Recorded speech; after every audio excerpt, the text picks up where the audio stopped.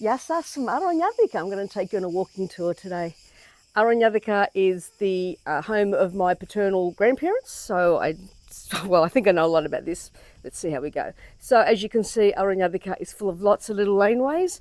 I get lost. Even my mother came here looking for her father's house and we couldn't find it because there's so many laneways. I'll do the best I can.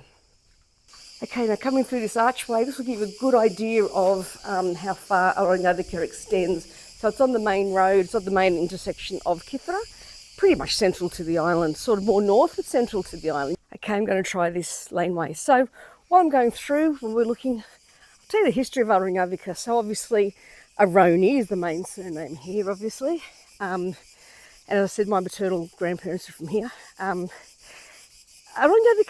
is the reason why I got involved in family history to such an extent. I was trying to do my mother's family tree and I realised everything was Aroney. There were no Paratsukli, no by-names early in the piece.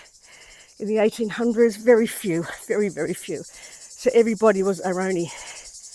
And literally, the 1849 census has 18 Mina Aronis. So you can understand how confusing this will be to do a family tree. Hang on, let me move up a bit. Okay, so when I was doing my family tree, as I said, I was trying to do the Aroney side, and they've got Aronis marrying Aronis, and no Paratsukli, and it was very confusing. So I realised the only way I was going to do it was to actually start in the earliest census that we have and work my way down and do the whole village. And once I did that, it made things so much easier. And then when I did that, I thought I'd better do the other villages to confirm my rest of information, and it just took off for there. But I can tell you, so what is unusual about Aroniadika? There are some main Paratsuklis such as Magonezo and what else? Can't think right now. But later in the piece, like maybe mid-1800s, oh look at that, there's some beautiful work being done here. In the late 1800s, for example, let's walk up here.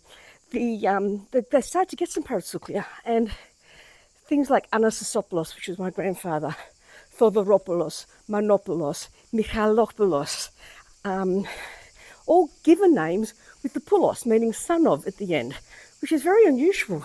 No other village really does that. You do have Georgopoulos and Zorzopoulos, but Aroniadika have a lot of them, which is very unusual. I don't know why, but it seems to work for them, and that's all that matters. Also, oh, isn't this lovely?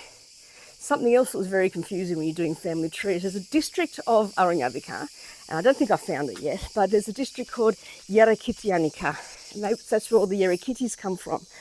But often when you're looking at the official documents, birth certificates, things like that, they actually have them as Aroney.